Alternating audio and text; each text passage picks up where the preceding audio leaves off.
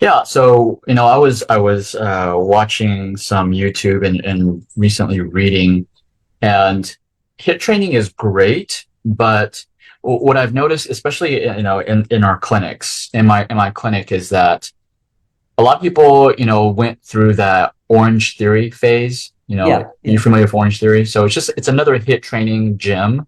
There's many yeah, of them. I think there's like Fits 45 or something like that, or like P90X for yeah, the home yeah. users. And so what we noticed for the people that were, and these were young 30-year-olds, 40-year-olds, and they were getting up early, 5 o'clock in the morning to go to Orange Theory or do some HIIT training. They would fast the morning before. They would do a shake, right? Yeah. And what we were noticing is that, well, at least before they came to our clinic, this is what they were complaining of. They're saying, "Hey, I'm going to Orange Theory 6 days a week. I am Mm. fasting on those days, and I'm not, eating, and I don't know why I am not losing weight." And some of them, in fact, were gaining weight. And so, I mean, there's many reasons why, right? First, the first thing is getting up at 5 o'clock or 4 o'clock to do that HIIT training, especially when you went to sleep at, let's say, 10 o'clock or 11 o'clock. So Hmm. these people, working professionals, just like you were saying, they don't have time, right? We always have time, first of all. Well, that's a whole nother topic. But they were saying that they don't have time, so they wake up 4 o'clock, 5 o'clock in the morning. They only sleep about six, maybe 5, 6 hours.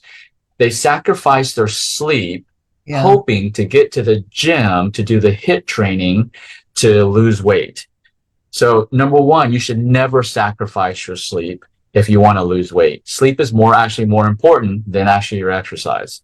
And so they were, number one, sacrificing their sleep. So of course they're sending their adrenal glands into hyperdrive, which is just flooding their body of sugar.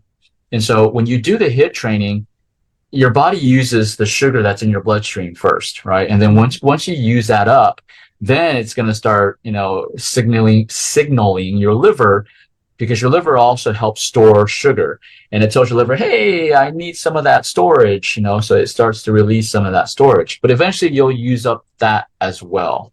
And so now you're doing that HIIT training. HIIT training it's intense, so you need more energy. So where does your body get the energy?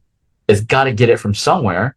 And so this is where I need to do the research. So don't quote me on this. The theory is that after the body uses the sugar and the stored sugar that we have, then there's only two other sources of energy. One is protein and one is fat.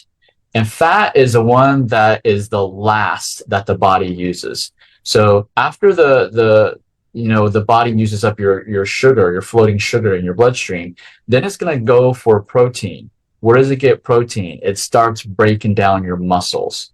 And Hmm. so that's where it gets its protein. So after the body, so let me just summarize. After the body, you're doing all this HIIT training and you starved yourself, you fasted, it's going to use all your sugar up really quick. Then it's going to start targeting your muscles. And so this is also what we noticed. Those patients, they weren't getting stronger. Their Hmm. strength were actually the same, or actually they were getting weaker. And they were actually doing HIIT training every 6 days a week. And that's another problem also. But Yeah. so if you want to burn fat, right, it's not just HIIT training. There's more to burning fat, because when you just do HIIT training, you're really just getting the carbs. I mean, you're breaking that, utilizing the carbs or sugar, and then you're going to muscle. You're not even really giving enough time to start burning down your fat. Um, and so it is important that before you do these HIIT trainings, before you go exercise, you want to input some protein before you go, because you're going to break down muscle. Um, so that was just interesting. Some of the research that I want to do is still learning. Okay, how you know some people say 30 minutes before you exercise, eat some protein. But I don't, 30 minutes before exercise, you're not going to be able to utilize that protein for during your Yeah. exercise. Yeah. That protein will be used hours after you've exercised. Mhm. So really, I'm thinking it's the day before, the night before you need to get protein so that it will be there for you to use during your HIIT training. But this is all theoretical, right? Yeah, But yeah. it's interesting. It's interesting. That's the new thing that I'm learning and researching. Well, I have to agree that I don't think we should do this every day. I Yeah. really don't. Um, because the benefits last 24 hours. So I don't think it's a good idea to go to Orange Theory every day or whatever. And those things are more than 20 minutes long. I mean, that is like an Some of hour them are an of, hour. Yeah. oh, there's crazy long.